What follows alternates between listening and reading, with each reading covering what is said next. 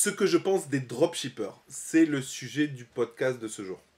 Si vous me connaissez, vous savez que je suis pas, voilà, je mâche pas mes mots, je dis ce que je pense, etc.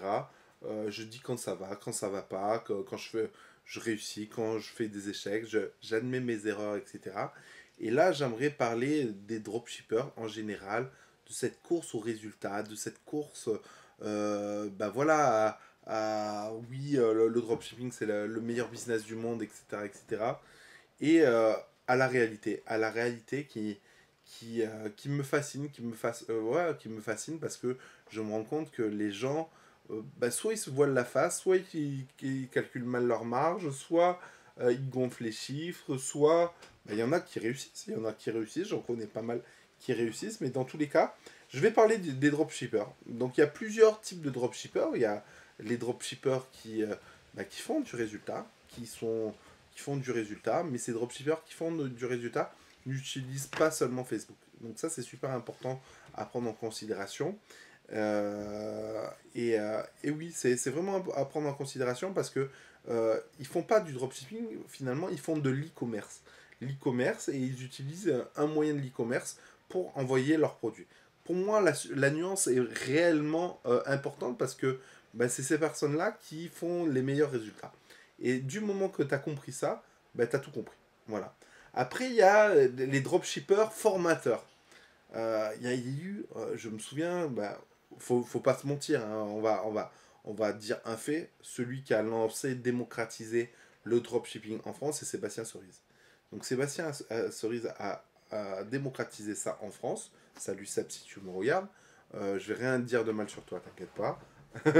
Non, voilà. Ce que je veux dire, c'est qu'il y a énormément de gens qui ont acheté sa formation et pour l'avoir vu, pour machin. Et du jour au lendemain, ou parce que les gens avaient sorti un petit peu de chiffres de leur chapeau de parlimpinpin, voilà, pour ne pas citer quelqu'un, euh, pour avoir sorti des chiffres du chapeau machin, ils se prétendent bah, devenir formateurs. Ils sortent une formation par rapport au dropshipping, etc., etc. Et cetera. Et du coup, il y a bah, forcément moins cher que la concurrence, etc., etc.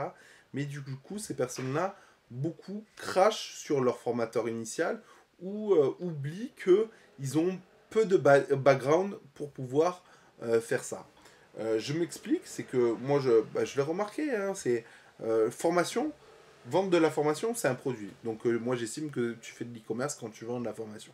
Ça, il n'y a pas de souci là-dessus. Vendre de la formation pour donner du contenu intelligent censé à des personnes, il n'y a pas de problème. Si ces personnes, voilà. Donc moi, ça me pose pas de problème.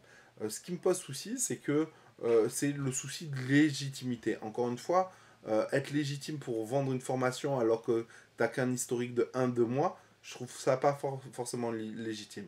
Mais quand tu essayes de creuser pourquoi ils vendent les formations, c'est parce que généralement, soit leur compte PayPal est bloqué, soit ils se rendent compte que le dropshipping c'est pas rentable et du coup ils se rendent compte que la formation c'est plus rentable que le dropshipping, donc ils s'y mettent, etc. Et du coup, ça fait foison de formateurs et les gens, bah, maintenant ils savent plus vers qui aller, est-ce que lui c'est bien, est-ce que lui c'est pas bien, tout le monde se crache dessus, etc. etc. Et ça c'est dommage parce que ça fait pas avancer la communauté dropshipper française par rapport à ça.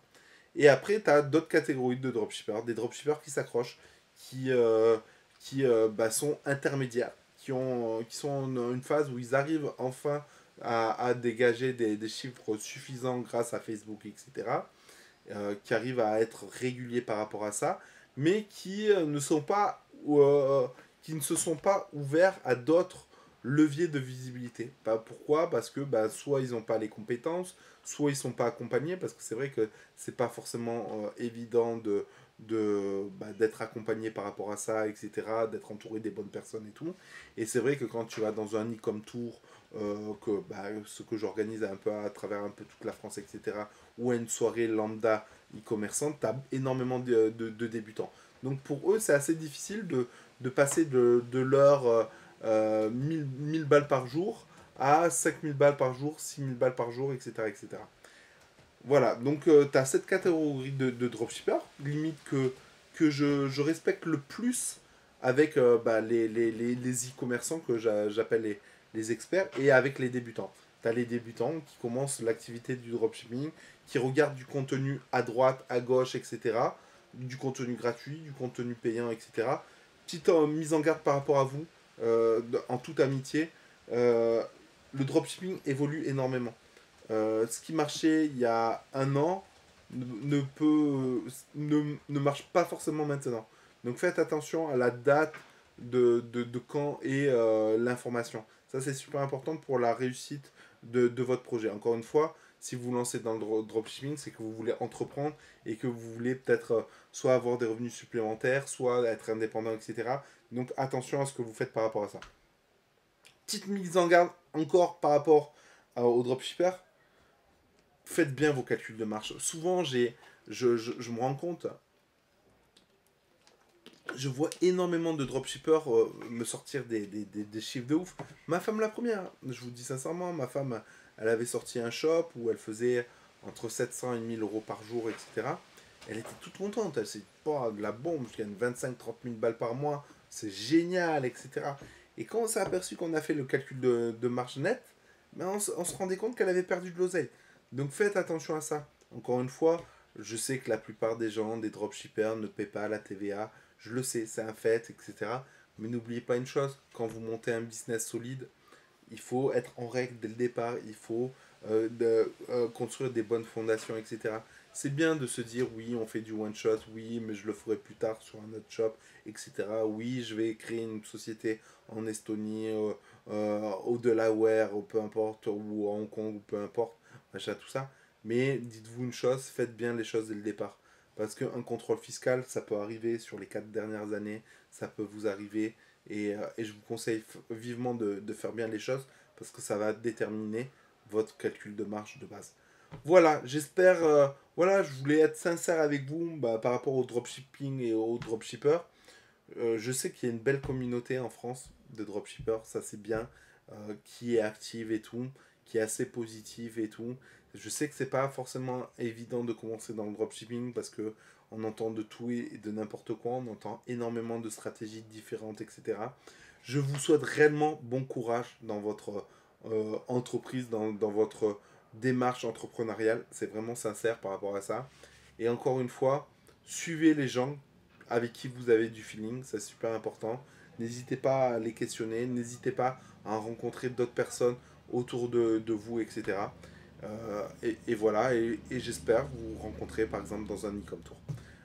D'ailleurs, l'e-com tour, si vous voulez voilà, accéder à l'e-com tour, n'hésitez pas à regarder dans le lien ci-dessous. Je donne plein d'informations sur tous les e-com tours de France, etc. N'hésitez pas à nous rencontrer par ville ou rencontrer le référent de votre ville. Ça sera beaucoup plus sympa que de travailler tout seul. Sur ce, je vous dis ciao et à bientôt dans une prochaine vidéo.